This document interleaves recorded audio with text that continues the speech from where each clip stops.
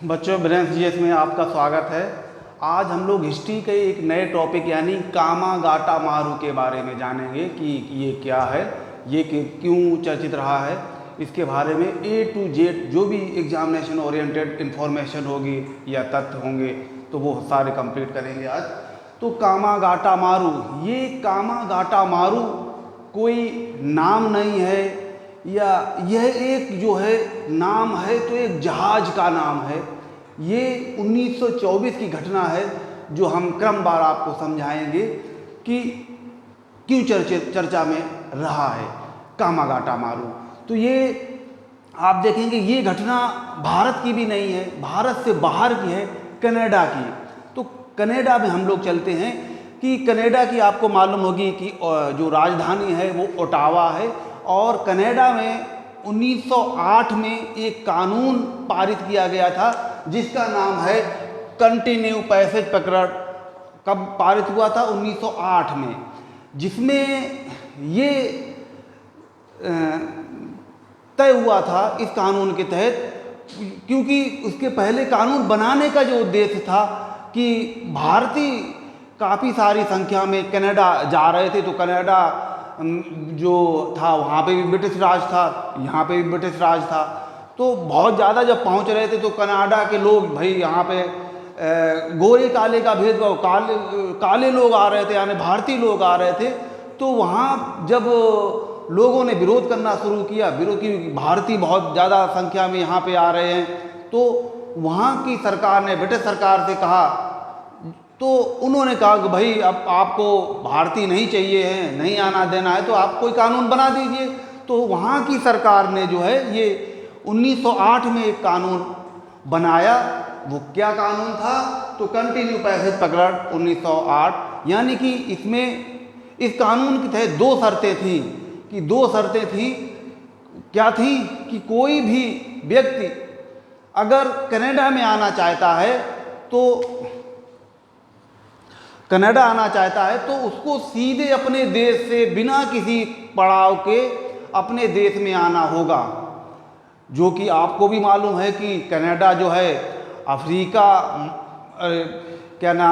अमेरिकी महाद्वीप का ऊपरी वाला देश है, यानी संयुक्त राज्य अमेरिका के ऊपर जो है कनाडा है। वहाँ बिना किसी पड़ाव के पहुँचना बहुत ही जो है मुश्किल काम था, जोखिम भरा काम था। एक तो शर्त ये लगा दी, दूसरी ये शर्त लगा दी कोई भी व्यक्ति जो कनाडा आना चाहता है उसके पास $200 होने चाहिए। क्या? एक तो शर्त $200 उसके पास हो, और दूसरा जो है सीधे अपने देश से आए, अपने देश से वहाँ आए। तो ये जो है कानून पारित किए गए। और आपको भी मालूम है बच्चों कि $200 एक आम व्यक्ति अगर है तो वही उसके पास कहाँ से आएंगे। तो ये कानून इसीलिए पारित किया गया था कि कोई भारतीय क्षेत्र से या एशियाई देशों से यानी कि जिस देश से वो नहीं चाहते कोई आए तो वहाँ से लोग आ ना पाएँ, इसलिए ये कानून 1908 में कनाडा सरकार ने पारित किया। तो कुछ समय बाद जो है जब देखा कि यात्रियों का आना जाना बंद हो गया तो फिर वो इस कानून को रद्द किया गया। रद्द किया गया था 1913 में। रद्द किया गया था कब? 1913 में, क्योंकि एक केस चल रहा था 35 भारतीयों के कनाडा में घुसने का। तो वहाँ की जो सुप्रीम कोर्ट है वो उसने उन 35 यात्रियों को जिसके लिए घुसने के लिए केस चल रहा था उसने परमिशन दे दी। तो परमिशन दे दी तो यानी कि जो 1908 का कानून था वो स्वतः ही समाप्त हो जाता है। और इस तरीके से, और ये कब की घटना है? 1913 की। तो भारतीय क्षेत्रों में एक खुशी का जो है एक मैसेज या पैगाम पहुंचा उनके लिए जो कनाडा में जाना चाहते थे। ऐसे ही एक व्यक्ति थे जिनका नाम है ठेकेदार गुरदीप सिंह। ये वैसे हांगकांग के मूलतः निवासी थे और सिंगापुर में रह रहे थे, वहाँ पे अपना ठेकेदारी का काम था।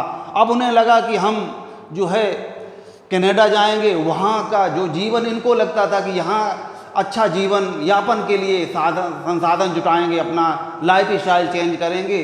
तो इस तरीके से जो ठेकेदार गुरदीप सिंह हैं उन्होंने एक जो है भूमिका तैयार की कि किस तरीके से कि अब तो परमिशन ही हो गई है, वहाँ के सुप्रीम कोर्ट ने 35 यात्रियों को दे दिया, तो हम जो है जो लोग यहाँ से लेके जाएंगे वहाँ पे रहेंगे, काम धंधा व्यापार बिजनेस जो भी करेंगे तो उसमें अब कोई व्यवधान नहीं होगा। इसलिए जो है ठेकेदार गुरदीप सिंह ने एक जहाज़ तैयार किया, जिस जहाज़ का नाम है कामागाटामारू। यो ऊपर नाम पड़ा हुआ क्या है, कामागाटामारू।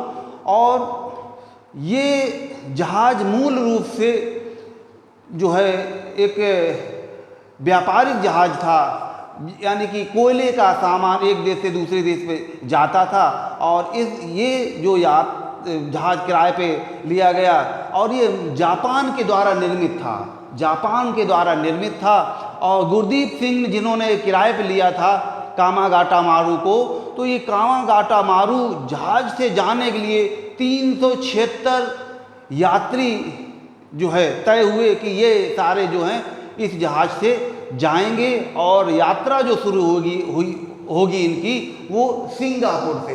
तो ये कामागाटामारू जो जहाज़ है जापान के द्वारा निर्मित है और इसकी जो जर्नी स्टार्ट हुई है वो कहाँ से, सिंगापुर से जो है जाएगी। कहाँ जाएगी, कनाडा जाएगी।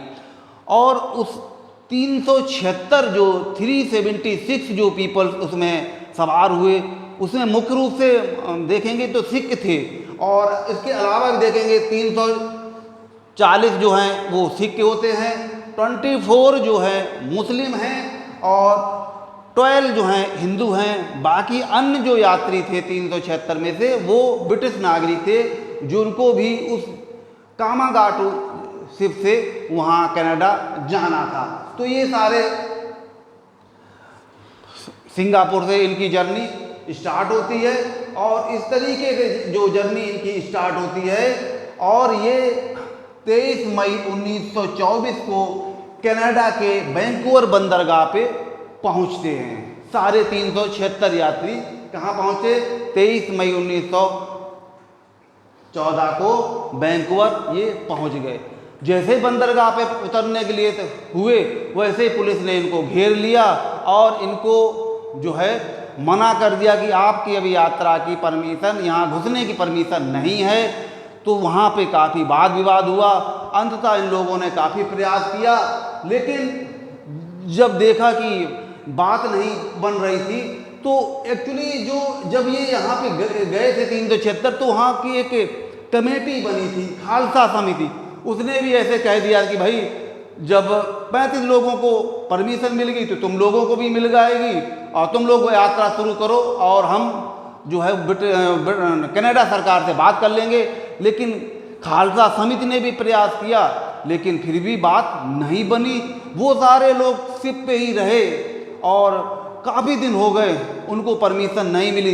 तो उनके लिए जो है वहीं पास में ही आपको मालूम है कि नीचे अमेरिका है। अमेरिका में इन लोगों को समर्थन देने के लिए जो है एक आंदोलन शुरू हुआ और अमेरिका में जो आंदोलन शुरू हुआ है वो इन यात्रियों के समर्थन के लिए भगवान सिंह, बरकतुल्ला, रामचंद्र, सोहन सिंह ने एक आंदोलन शुरू किया कि किसी तरीके से कनाडा सरकार पर एक दबाव बनाया जाए और जो शिप पर ये लोग बैठे हुए भूखे प्यासे, भाई खाद्य सामग्री भी कितने दिन काम आएगी, लेकिन कनाडा सरकार किसी तरीके के इनको अंदर लेने के लिए, देश में घुसने के लिए तैयार नहीं है। तो ये लोगों ने आंदोलन किया। बाद में जो है इनके समर्थन के लिए एक कमेटी गठित की गई थी। कमेटी को जिसको कहा जाता है शोर कमेटी या तटी कमेटी, शोर कमेटी और तटी कमेटी। इसने जो है इसके मेंबर थे हुसैन रहीम, सोहनलाल पाठक और बलवंत सिंह। ये जो है 3 लोग मेन कार्यकर्ता थे, इस कमेटी के मेंबर थे। तो इसने भी जांच पड़ताल करके सारा जो है ब्रिटिश सरकार के ऊपर जो कनाडा की सरकार के ऊपर दबाव बनाने का प्रयास किया, हर संभव सबूत साक्ष्य वगैरह जुटाए, जो वहाँ की सरकार जो है इनको ना लेने के लिए अड़ी हुई थी। लेकिन इतना कहने के बाद भी इस समिति ने भी रिपोर्ट डाली और अमेरिका के जो यात्री हैं, जो वहाँ पे आंदोलन चल रहा था, वहाँ के लोगों के दबाव के बाद भी वहाँ की सरकार झुकी नहीं। लेकिन झुकी तो ये इसके लिए तैयार हुई कि 376 है उनमें से हम 24 लेने के लिए तैयार हुई। तो बाद में जो अनुमति दी गई थी वो कितनी यात्रियों की अनुमति दी गई थी, तो टोटल 24 यात्री वहाँ पे गए और कितने में से 376 में से। और ये अनुमति कब दी गई थी? 23 जुलाई 1914 को कनाडा सरकार ने 24 यात्रियों को अनुमति दी। बाकी से कहा भाई आप लोग अब वापस जाएं। तो करीब करीब ये यहाँ पे जब अनुमति 2 माह बाद 2 माह तक ये लोग डेरा डाले गए। कितनी जो है एक दुख भरी होगी कि एक शिप में इतने यात्री इतने दिनों तक जो है एक डेरा डाले रहे किसी देश के एक तट पे, और वहाँ की सरकार ने किसी तरीके से मानवता नहीं दिखाई। और इतनी शर्मिंदगी वाली बात और क्या हो सकती है कनाडा की उस समय 1914 की सरकार। और उसके लिए बाद में आप देखेंगे 2016 में जो एक प्रधानमंत्री कनाडा के जस्टिन ट्रूडो आए थे, तो इस घटना के लिए माफ़ी मांगी। यहाँ देश में के दौरे पे आए थे, तो इस प्रकरण कामागाटू प्रकरण के लिए उन्होंने 2016 में माफ़ी मांगी थी। तो ये जो घटना है वो कब, मतलब 100 साल के बाद माफ़ी मांगी थी कि हमें मानवता दिखानी चाहिए थी। 2 महीने तक लोग जो है यहाँ के परेशान रहे, तट पे शिप पे रहे। ठीक है, बाकी वापस आए और जैसे ही वापस शुरू हुए थे, यानी कि 28 जुलाई 1914 को वापस आने के लिए आ ही रहे थे, तो फर्स्ट वर्ल्ड वार यानी कि प्रथम विश्व युद्ध शुरू हो जाता है। अब यहाँ विश्व युद्ध शुरू हो गया तो इनको जो है पहुँचना था जापान में जो है विश्व युद्ध में ब्रिटिश के अगेंस्ट में था।